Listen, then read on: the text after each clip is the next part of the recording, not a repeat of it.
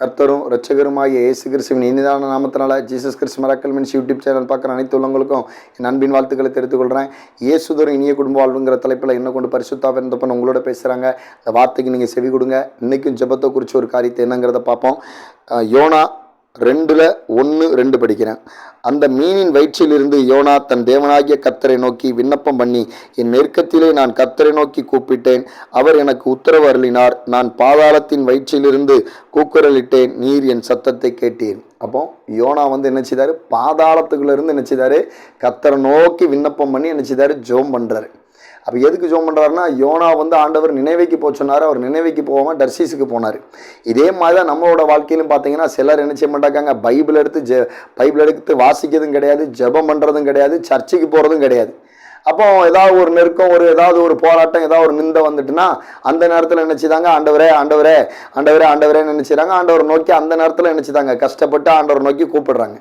அப்போது நான் என்ன சொல்கிறேன்னா, நீங்கள் பைபிள் எடுத்து ஜோம் பண்ணாதவங்கள கண்டிப்பாக யோனாவை தூக்கி ஆண்டவர் மீன் வயிற்றுக்குள்ளே போட்ட அந்த மாதிரி உங்களையும் ஜோம் பண்ணாமல் பைபிள் வாசிக்காமல் ஆலயத்துக்கு போகாமல் இருக்கவங்களையும் தூக்கி கிறிஸ்தவங்களை என்ன செய்யணும்? ஒரு மீன் வயிற்றுக்குள்ளே போட்டால் தான் அதோட கஷ்டம், அதோட வேதனை என்னங்கிறது உங்களுக்கு புரியும்.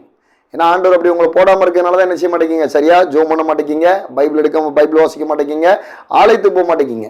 அப்போ அந்த நெருக்கம் வரும்போது என்ன செய்றீங்க? ஆட்டோமேட்டிக்காக ஆண்டவரே என்னை நீங்கள் தான்ப்பா விடுவிக்கணும், வேற வழி இல்லைப்பா அப்படின்னு என்ன செய்றீங்க? அப்போ தூக்கி ஆண்டவரை நோக்கி கூப்பிடுறீங்க, அப்போ ஜோம் பண்ணுறீங்க. ஏதாவது ஊழியக்காரங்களுக்கு என்ன செய்றீங்க?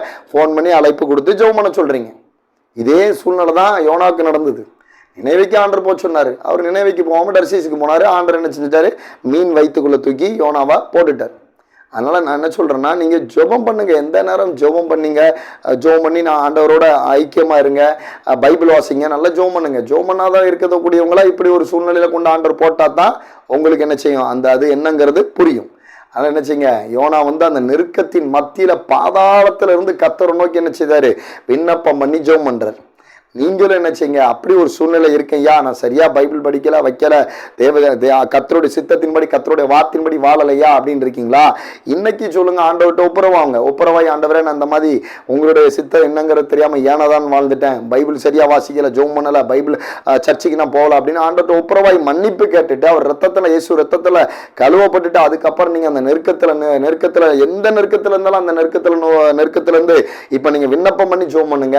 அந்த விண்ணப்பத்தின் ஜெபத்தை கர்த்தரா இயேசு கிறிஸ்து கேட்டு யோனாவை எப்படி 3 நாள் மீன் வயிற்றுல இருந்து எப்படி விடுவித்தாரோ அதே மாதிரி உங்க நெருக்கத்துல இருந்து ஆண்டவர் எப்படிப்பட்ட நெருக்கமா இருந்தாலும் சரி, பிசாசு போராட்டமோ, பண நெருக்கடியோ, இல்லைன்னா சிந்தைக்குள்ள போராட்டமோ, இல்லைன்னா வேற என்ன சொல்றது, வியாதினால போராட்டமோ, அந்த இதுல இருந்து கர்த்தர் உங்களுக்கு விடுதலை கொடுத்து உங்களை மீட்டெடுப்பார். அது கட்டாயமா உங்க வாழ்க்கையில் நடக்கும்.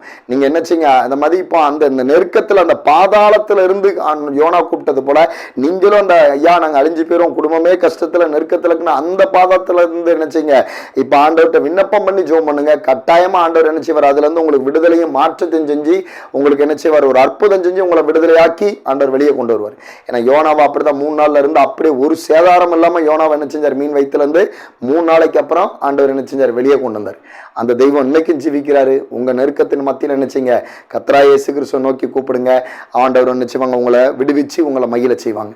கர்த்தர் தான் இந்த வார்த்தையின் மூலியமா உங்களோட கூட பேசியிருப்பாங்க நான் விசுவாசிக்கிறேன். நீங்க கர்த்தரால் ஆசீர்வதிக்கப்பட்ட தேவ ஜனங்கள்.